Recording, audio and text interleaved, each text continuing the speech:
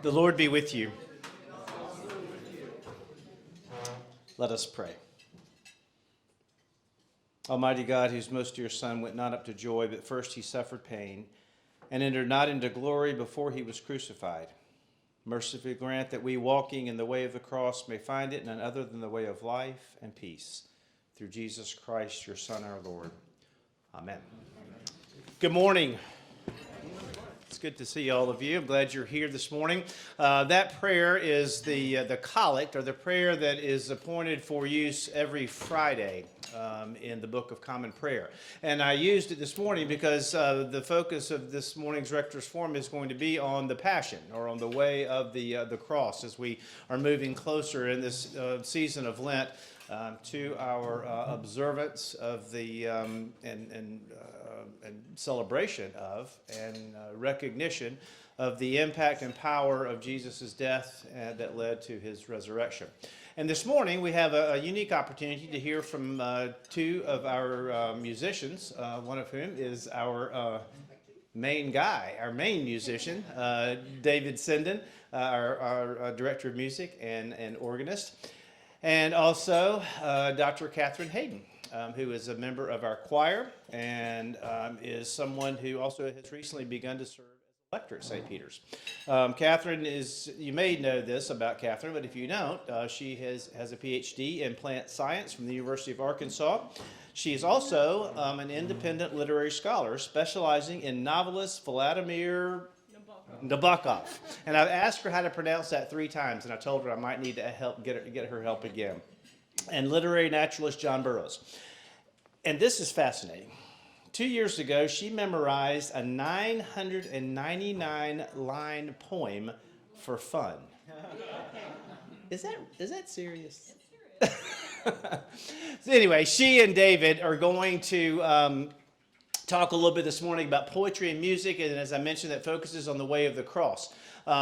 In Holy Week this year, which comes up in just a couple of weeks, on the Monday evening in Holy Week, we're actually going to offer a liturgy, a service that's going to involve, that will include music and poetry as an addition to our Holy Week observance. So this is a little bit of a preview of you'll be able to hear more, I think, on that evening, but this is a little bit of a preview. So David and Catherine, the floor is yours.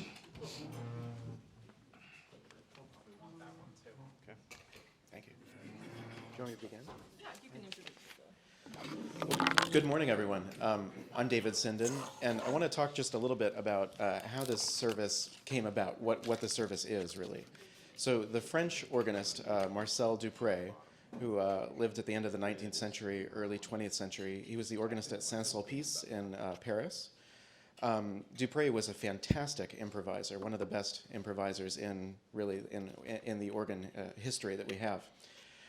Dupré became famous for improvising 14 Stations of the Cross, and he developed a pattern of doing this with a series of 14 poems, each one on each station, by the French poet Paul Claudel. Dupré eventually wrote these down, and they're published. The improvisations are published, and so people still play them today. It's possible to go find performances of the Stations of the Cross, often with the original poems that inspired Dupré. But this idea of poetry and music going hand in hand is nothing new. This is sort of part and parcel of what church music has been for many years. So one of the things that I stress with my young choristers is that hymns are poems. We don't necessarily see them that way, literally see them that way on the page of the hymnal, because the poems are interlined with the music, and they don't look like conventional poetry. But if you just take a quick trip across the pond to England, and you pull out a hymnal from the pew there, they look utterly different. The music is on the left page, and the hymn in poetic form is on the right page. And so there it very much looks like any other poem that you would encounter in any other poetry resource. So that's just something for us to keep in mind, I think, that when we go upstairs for worship this morning and we sing our hymns, we are singing poetry.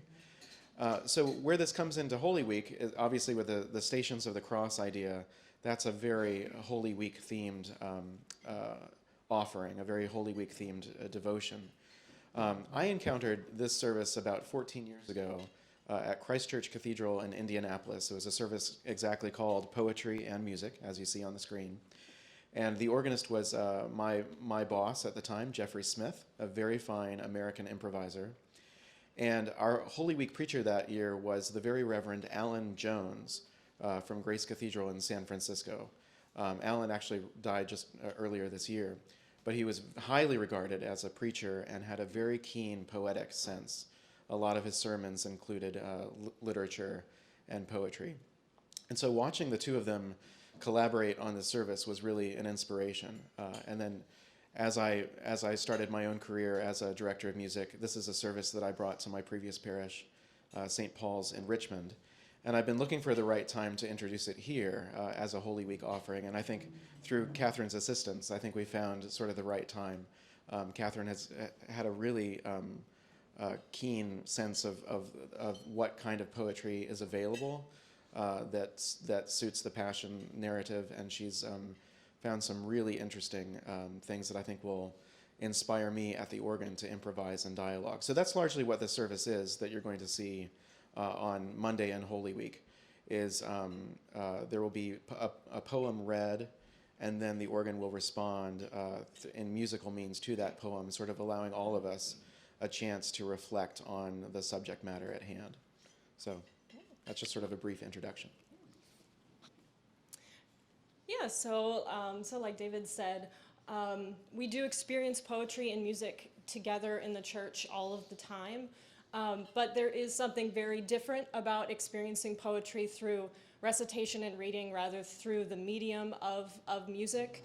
There are a lot of poetic effects that you can't really capture in music because almost the notes are a little bit too distracting. And things like assonance and alliteration and variations of internal rhyme, and we catch a lot of the really basics of poetry, the end rhyme. We sing hymns that typically have a really standard meter, but there's so much complexity in written poetry experienced just through recitation. And this is something I just really love to do. This is how I prefer to experience poetry. I don't like to read poetry off of a page very much. I think it's kind of, my eyes just kind of skip over the blank space. You have to really hear the words to really get a lot of those poetic effects. So that's really what you're going to experience. And I will be reciting a lot of the poetry from memory, because that's just another thing I love to do that helps me really integrate the poetry within myself. So the 999-line poem that I do know from memory, it takes a little bit under an hour to recite, and I've done fragments of it at Vladimir Nabokov conferences, and it's just a great experience of being able to really project poetic meaning through words, through voice, rather than through music. So with the inspiration of kind of the Dupre, like Stations of the Cross or Way of the Cross, my objective was to really look for poems that could tell the story of the Passion, and not just talk about the Passion. So I kind of didn't really stay in the devotional poetry space, which meant kind of getting away from some of the really maybe standard like Christian poets, like maybe George Herbert, because I really wanted to have poems that were from a particular viewpoint or captured a particular part of the Passion story.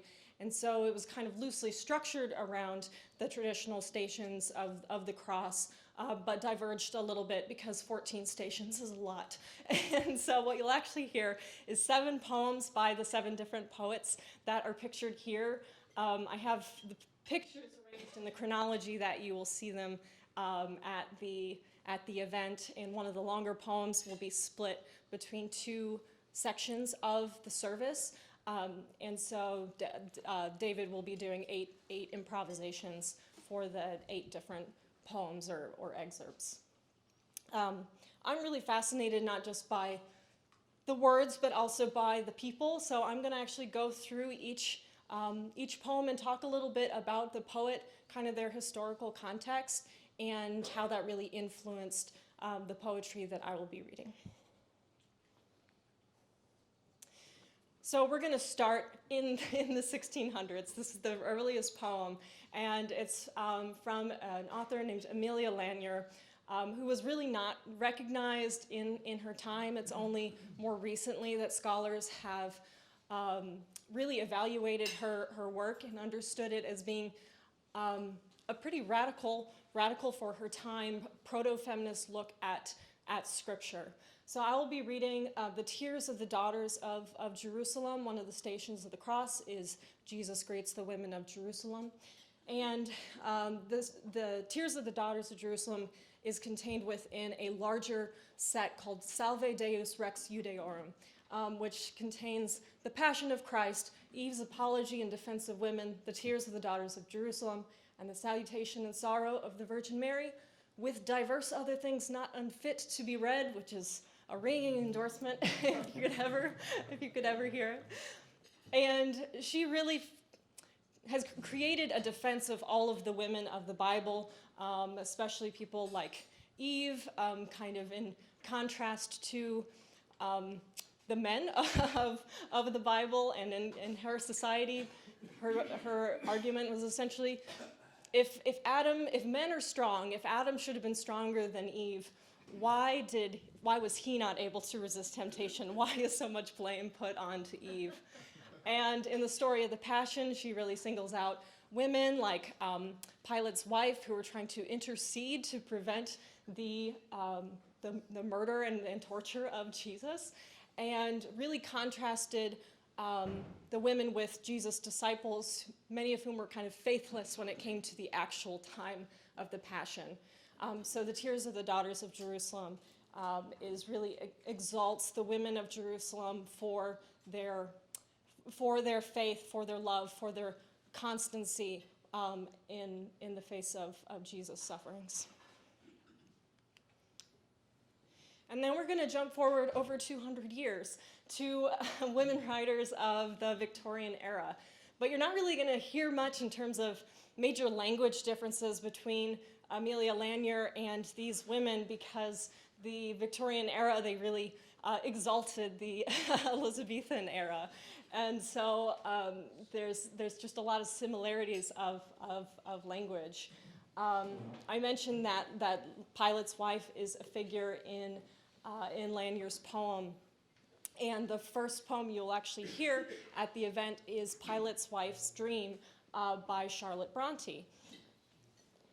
Then you'll also, I'm going to go through each one individually, but then you'll also hear from Elizabeth Barrett Browning and Christina Rossetti. So Pilate's Wife's Dream is what it sounds like. It is a first-person poem from the perspective of Pilate's wife.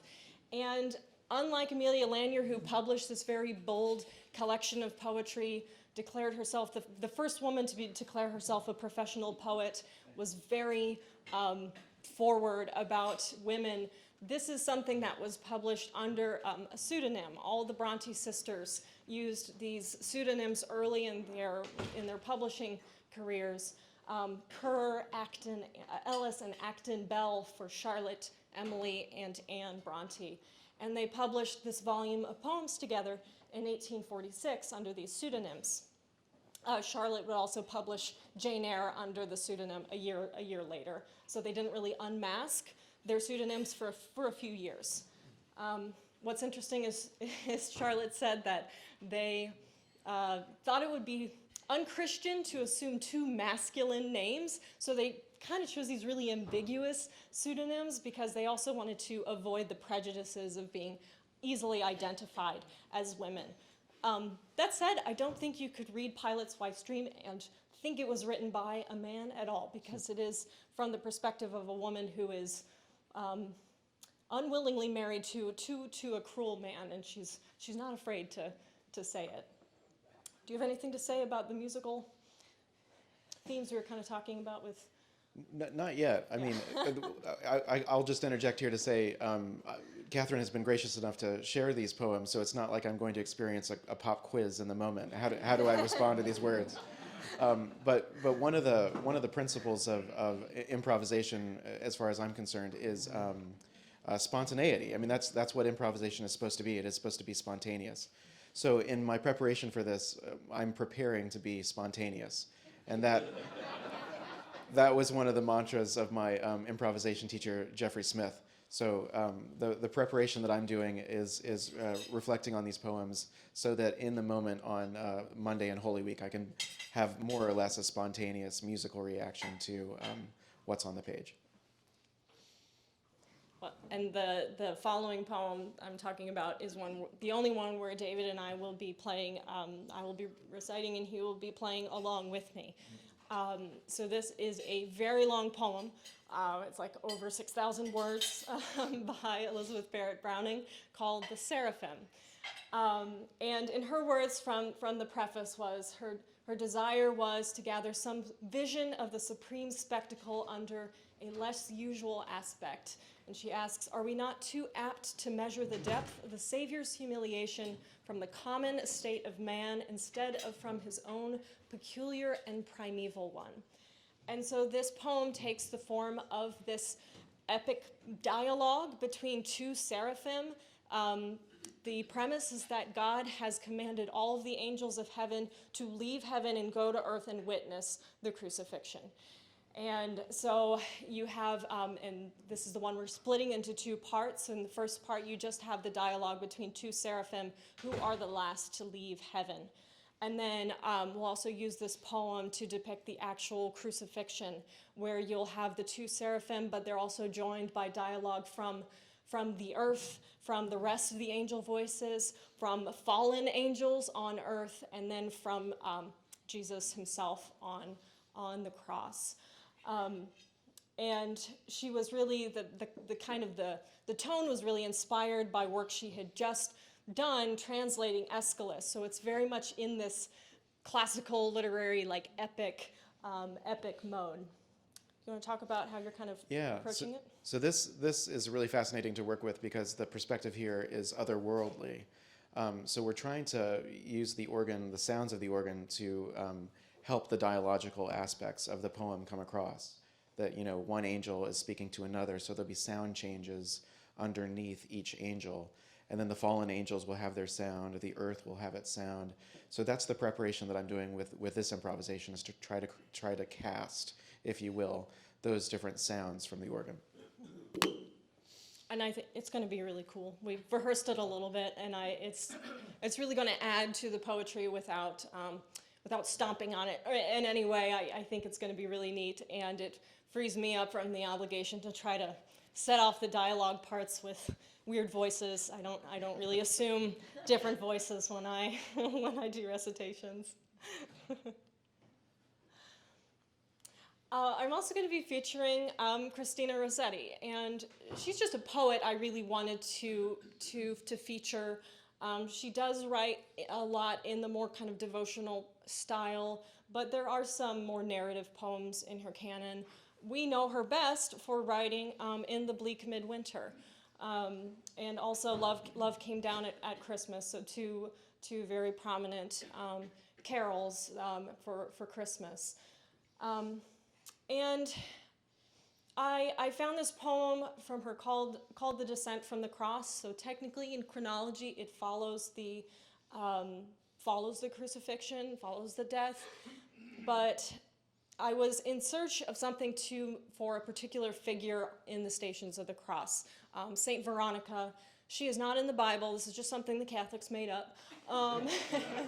And the station is that Veronica wipes the face of Jesus and produces the veil of Veronica that has imprinted on it the face of Jesus. So this is a painting from the 15th century of the veil of Veronica, which is hidden somewhere in the Vatican. I don't think it's somewhere on public display.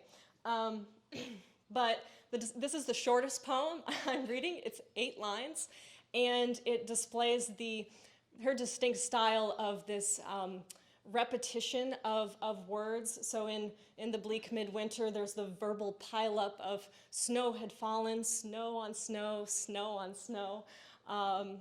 And it's 8 lines, and it's about the face of Jesus, and so that's how it's connected thematically to the veil of Veronica. And she uses the word face in various forms 8 times in 8 lines. And so I think it's, yes, especially very effective as a spoken poem to hear kind of the repeated consonants, that repeated sound. And that's just very characteristic of her style. But historically, she's an important figure to consider alongside Elizabeth Barrett Browning, because Rossetti was in some ways considered Browning's successor. They were two just of the, considered like the greatest women poets of their time. And the early part of Rossetti's career kind of overlapped with the end of Browning's, and the two women never actually met, but Rossetti had a very deep respect for Browning, and they are very often in scholarship kind of compared alongside each other. The poem includes a line including the face, the seraphs who veil their face above, so we kind of set it here as being a transition point back to the seraphim, so there's kind of this thematic, stylistic, historical transition from this poem by Rossetti back into the seraphim where we witness the crucifixion.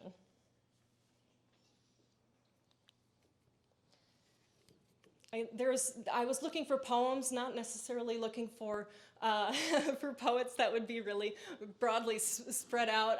There's a cluster, obviously, of Victorian women, and then all of the men are in the 20th century, and none of them are from England. So we have 4 British female poets, and then we have 3 men from Europe or America. In the case of Harlem Renaissance poet County Cullen. And I'll be using his poem, Simon the Cyrenian Speaks. And in this poem, he portrays Simon, who is ordered to carry Jesus' cross, as black. And this is very traditional in especially African American preaching. In the book, The Cross and the Lynching Tree by theologian James Cone, which if you haven't read, it's wonderful and you should read it. He talks about this particular poem and how growing up in Arkansas, he heard a lot of sermons about Black Simon, as he was called. And since slavery times, this portrayal of Simon, Cyrene is in North Africa, as black was used for racially identifying with the events of the Passion. County Cullen also wrote, there are 5 lines within a different poem called Colors, where he mentions Simon again, and I'm bringing it up because it kind of calls out our patron saint, Peter. Yea, he who helped Christ up Golgotha's track, that Simon who did not deny was black. And so we kind of have a second case with, as well as with Amelia Lanier, of a poet from kind of a marginalized group really calling out, singling out some of the disciples for being more faithless versus these other characters who are kind of drawn into the Passion narrative. I think one of the themes that I'll bring in here from the organ is probably a black spiritual. There are so many black spirituals that speak directly to the Passion, and just as you're talking here, I'm trying to decide between 2 or 3 of them. So you have to come on Monday and hear which one we decide. Yeah, we haven't actually talked that much about this poem, but that was my initial instinct too. Then that would just make sense for this particular poem. I also want to talk a little bit more about how County Cullen and others really viewed the black experience in the Passion. And just a warning, there's an illustration on the next slide that's just a little bit graphic. And he also wrote a poem in his following collection called The Black Christ that really compared the experience of Christ's crucifixion to the lynching of black people in the South. And so the illustration on the left by an artist he collaborated with named Charles Cullen, no relation, Charles Cullen was white, shows a lynching victim and then the image of the crucified Christ set behind him. And so this is just another thing that James Cone talks about, that artists were really at the forefront of drawing this connection between the crucifixion and lynching. It wasn't actually, didn't really originate in the Black church. It originated with artists like County Cullen. And before you go to the next poem, I'm going to respectfully take my leave because I have a choir that's gathering upstairs. But thank you, Catherine, and I'm looking forward to watching the rest of this on YouTube.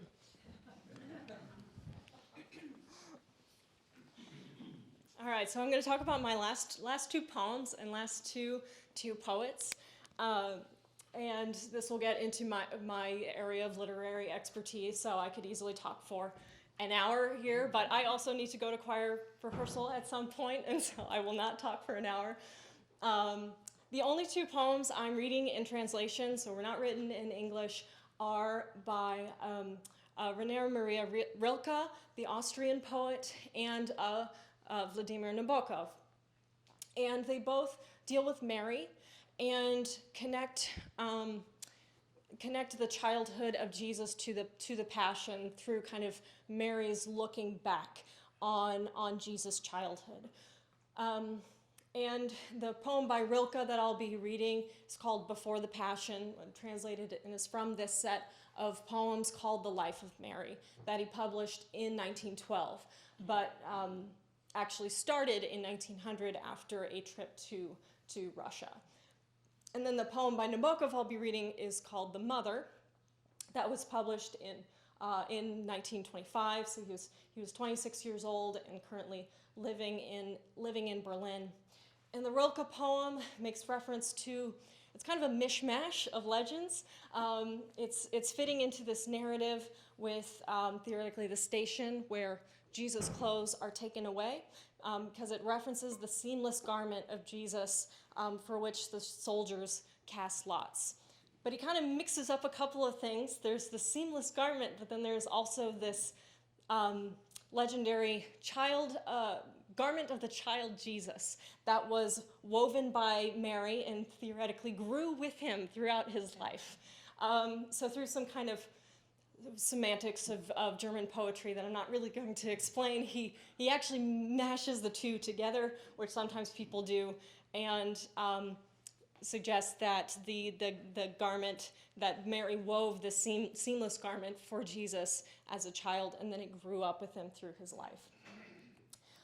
The Mother kind of goes into the childhood of Jesus. This will be the last poem that I read.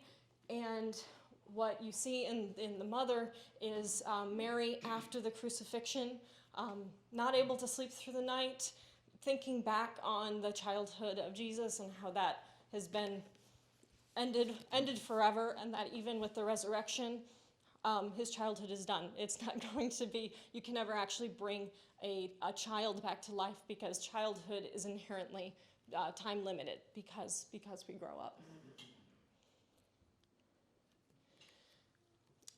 So I mentioned that Rilke started this collection of poems on Mary in 1900. He was actually deeply influenced. He was Austrian, but he was deeply influenced by Russian religious life, inspired in part by two trips he made to Russia in 1899 and 1900.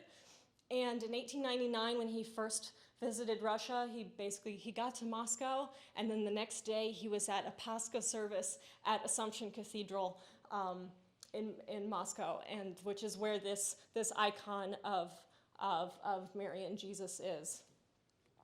And this was just a transformative religious experience for him. He was not necessarily an Orthodox Catholic, and his view of Mary could be considered maybe too human to be considered a really Orthodox view of, or especially Catholic view of Mary, which tends to idealize her a little bit more. And one of the things I really find interesting about Rilke and how he conceived of Mary is that I think there was some influence from his own from his own upbringing. So Rilke was raised as a girl for the first 6 years of his life. This was kind of an act of grief by his mother, who had lost her infant daughter a week after her birth. And then he was sent to military school, so very hyper-masculine military school, and generally his more sensitive nature was not very supported by his parents. So you get kind of a picture of Mary who is conflicted about her role in bringing a child into the world who would go on to suffer such great pain. That contrasts wildly with the our final poet, Nabokov, who had a blissfully happy childhood, extremely close relationship with his parents, who were so supportive of him and of his writing. And he wrote this poem, The Mother, during the years of his post-Bolshevik Revolution exile in Germany, and also 3 years after the murder of his father. And so what is really present throughout his work, throughout his life, is the consequences of the loss of a parent on their child, or the loss of a child on their parent. And so that is something that you see in this poem, which really explicitly weighs the loss of Mary's child against the salvation of everybody, asking, like, was it worth it? And I think most people would say yes, but the point is really to emphasize just the extreme grief that Mary felt. That's not the only somewhat controversial element of the poem, because, like I'd mentioned, it connects to Jesus' childhood, and the last stanza ends with this image of Jesus as a child making mud sparrows in Nazareth. This is a reference to the infancy gospel of Thomas, which is apocryphal, non-canonical, heretical. It is apparently offensive enough to Russian Orthodox people that one of my scholar friends, who you're actually going to hear the original Russian poem from next, has said he's seen the poem in Russia with the fourth stanza cut because it's just too offensive. This image on the screen is from a German manuscript of the infancy gospel that has illustrations of all of these stories of the child Jesus. If David was here, he could tell you that the theme he is going to be improvising on that will capture the influence of Russia, kind of the theme of translation, and this idea of the child Jesus being connected to the Passion is Legend, or called Crown of Roses in English, by Tchaikovsky. And so in this Tchaikovsky piece, which is actually, the text is an English poem, was translated to Russian by a Russian poet, and when we sing it in English, it's a retranslation of that Russian by a different poet. And in the poem, it's the story of Jesus as a child, and he has a rose garden that he tends to, and he weaves a crown of roses for himself, and then some mean children make fun of him for it, and then they weave a crown of thorns for him instead and press it down on his head. And so kind of all these legends about the child Jesus, we don't have that much in the Bible about Jesus as a child. And so you see it invented not only through these apocryphal gospels, but also through artists who are kind of bringing their own life experience into how they view these stories and view the relationship between Mary and her son. So I'm going to treat you to something. It is a reading of The Mother by the scholar and my friend Stas, Dr. Stanislav Schwabrin from the University of North Carolina, Chapel Hill. He was kind enough to meet with me. We talked for an hour on Zoom just about this one poem, and he enlightened me on some of those interesting aspects of the heresy and how people have responded to that offensive nature. And so I wanted to. He also just has a wonderful voice, and I've gotten to hear him read Russian poetry a couple of times at conferences, and so I wanted you to be able to experience a poem in its original language. I will be reciting Nabokov's own translation of his poem, but this will be the original Russian. And I'm not giving you the text, I'm not giving you the translation, so I want you to be able to just sit and experience a poem, just getting to exult in the words, the rhymes, the amazing alliterative roll R's, which I cannot do, but he does really, really beautifully. And then I'll take some questions, and then I'm going to run upstairs to choir practice. So, enjoy. Владимир Набоков.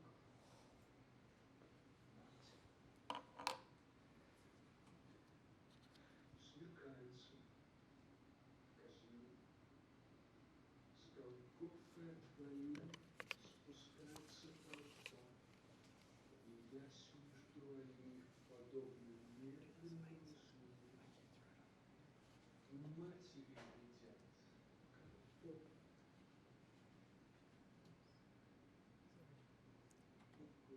Туман, увещевающий водит нам седую, страшную Марию. Ложит спать ее, и сам приляжет он, и будет до утра подслушивать сквозь сон ее рыдания и томление. Что если у нее остался Христос? Утопище и пел, что если этих слез не стоит наше беспокойство? Воскреснет Божий Сын, сиянием окружен, у гроба в третий день, и деньги встретит жен, вообще бывших родов.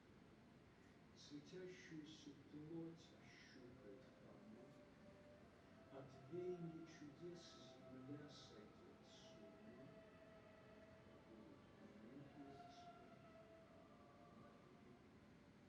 Что тебе предаривали, неосязаемой горстью твоей, не проплывает ни впредь, ни в сон. Никогда не вспрянет он на зов, твой смуглый первенец, лепивший воробьев на солнцепёке, на Назарете.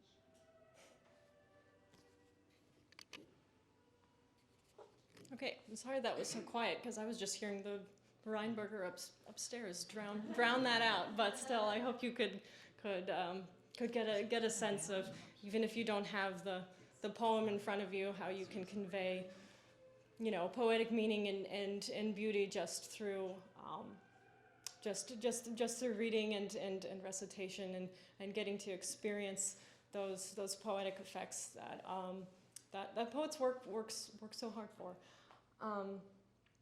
And yeah, the poem in English, he always tells me I speak too fast, but the poem in English takes me about 1.5 minutes, and he does it in Russian in a little over 2 minutes. But all that said, thank you for listening, and I'd be happy to answer any more questions about the event, which, remember, is Monday in Holy Week at 6 p.m. I think it's going to be a really special event. It's not going to be something that you have ever seen before.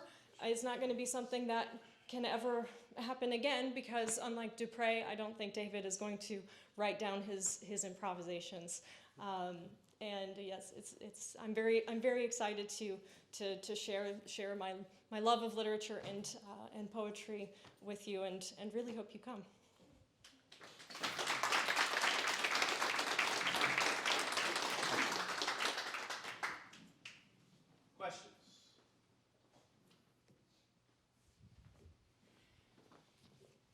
Catherine. This Catherine wants to recite a music poem back to you because it was already in my head this morning.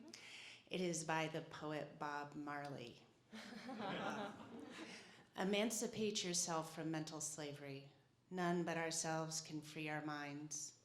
Have no fear for atomic energy, because none of them can stop the time. How long will they kill our prophets while we stand aside and look? Some say it's just a part of it. We've got to fulfill the book. Won't you hear to sing these songs of freedom? But all I ever have, redemption songs. Thank you. That's lovely. Thank you.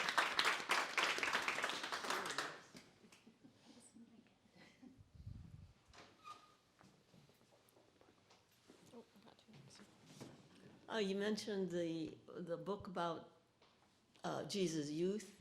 I'm particularly interested in that, for whatever that's worth. Yeah, I'm not particularly a scholar in the infancy gospel of Thomas, but one of the reasons it is so controversial is essentially it depicts Jesus as a child, as someone encountering his supernatural powers and having to learn to use them for good. So it's not a sinless Jesus in the story immediately following the one where he makes mud sparrows and actually brings them to life, which is a fairly benign story. The following one, he curses somebody. I think he actually kills somebody in another story. So it's some pretty rough stuff. So I understand why it is not canonical and somewhat heretical. I knew that this was a crowd where I could probably use a subtle reference to it and not get into trouble. But it is a difficult text. Catherine, this seems like a really, really ambitious project between you and between David. I'm curious how you even begin to get started on a collaboration like that. I'm sure your mutual interest in music probably has something to do with it, but I'm just really amazed at it. Yeah, thank you. I think it does help that that David and I know each other and have worked together in the choir. But obviously this has been a much more equal collaboration. He's not directing it. It really is the two of us having to work together. And honestly, when I started looking for poems, I was at that point already familiar with the Nabokov poem, The Mother, and it's like, oh, there is a passion poetry here I could use. But all of the other ones were new to me. So I really kind of started with a search of poets who I knew and loved, and like Rilke and like Rossetti. But then I also had to get a little creative and use a lot of Google searching to find things that really fit the topics and the themes. And so it was just a lot of work and reading and having to get creative. I still wanted to pull from really kind of established sources, really, well-known and well-respected writers in the literary canon. And then it all kind of gelled. Like, I just really can't really describe it any other way. Just the set of poems I had, like they were working together with themes, with history, with use of language, and with the way that it's formed like a very symmetrical structure in how it's all laid out. It'll open with Pilate's wife's dreams. So you get this opening of a woman having her sleep interrupted, not being able to sleep the night before the Passion, and it'll end with Mary not being able to sleep after the Passion. And so you have these sleepless women kind of bookending the talk, the service, and yeah, it really did kind of of happen through. I don't know, just the way my brain works in a very deep kind of obsessive way. And David has just been so gracious and open to my kind of just throwing everything at him, and I think he's already come up with some just really creative thematic ideas to build his improvisations on, and yeah, you know he's a fantastic organist and a great improviser, and so it's been a really truly unique and rewarding collaboration for both of us. I'm going to say this is the last one, and then I'm going to go upstairs. Catherine, are you going to record this? Oh yes, it will be live streamed, and so you will be able to watch it live or watch it later. And yes, I'm very excited about that. I definitely wanted the opportunity to share this with my literary community of Nabokovians, and so it will be recorded. And so if you cannot come, I hope you will come in person. But if you can't, you will be able to watch it later. Catherine, thank you so much.